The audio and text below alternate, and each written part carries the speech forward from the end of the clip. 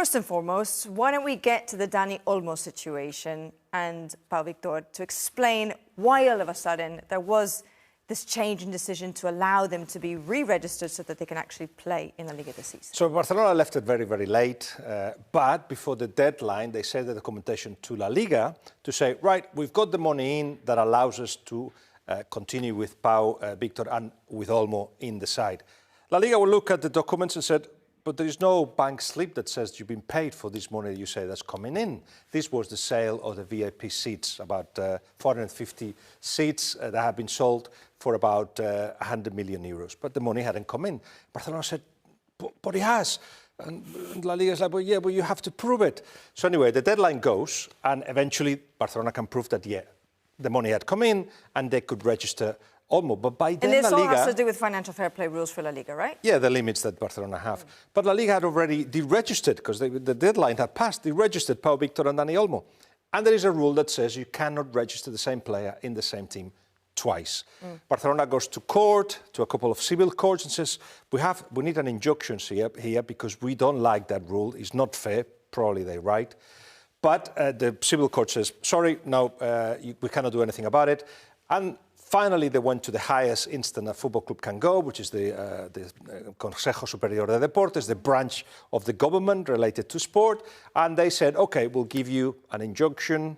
You can register the players, not a problem. For 3 months, we're going to look into the documentation and everything to see if you're right or not. And if Olmo, in 3 months' time or in that period, has to be, and Pau Victor, we keep forgetting about him, has to be deregistered again. So at the moment, they have a period in which Olmo will be part of Barcelona. The complaint from most people is, why Barcelona leave it so late? Why is there no better organization of the situation? And the second accusation is, it just feels a little bit like Barcelona are improvising a lot of the things that they are doing. Plus, they mortgage in the future by, like they've done with the VIP seating, selling bits of the club. In fact, in this case, seats that don't exist yet, because the stadium will not be open, I don't know when. So there is that confusion. You listen to Laporta in the press conference that he gave this week, and he was like, no, everything was planned properly. Well, but that's Laporta for you. And he sold a completely different story to the one I just said. OK, well, let's very briefly talk about the transfer window, the winter market. There's obviously lots of rumours swirling around as to who might be joining Marcus Rashford, for example. If that were to happen, first of all, is it even necessary for him to come to the club? And second of all, if it were to happen, how does it actually work technically, logistically, given the current financial situation of Barcelona?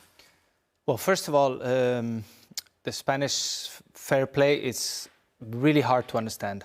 Okay, I mean, Barcelona is obviously known as a football club, but there's a lot of sports and everything comes included. The only punishment is for the football team.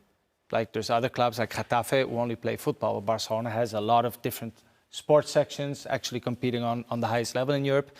And everything goes in. So it's really hard to understand sometimes. It really, you know, it's not just reading a few hours. Now, let's just make it really simple. There's the one-to-one rule, which is now... So basically now it's one-to-one, which means every euro you make, you're allowed to spend. Before, it wasn't like that. Barcelona had restrictions that if they would make €1, they would be allowed to spend maybe 25 or 30%. Now it's already 1-1. So that means a player has to leave somebody somebody can come. Before you can come, yeah. Seeing a little bit what's happened the last 3-4 games, seeing that Ansu Fati is being left out of the 22, I think that's a clear kind of invitation, maybe like, OK, you know, we're not playing you, you have to look forward. That's a chance they will have. There's also especially now that Araujo looks like he might be staying. Yeah, I think Araujo, with the injury of Inigo now, I think he's going to be feeling the captain again, that he will be, it's him and 10 others, so he's going to be a fix in the lineup.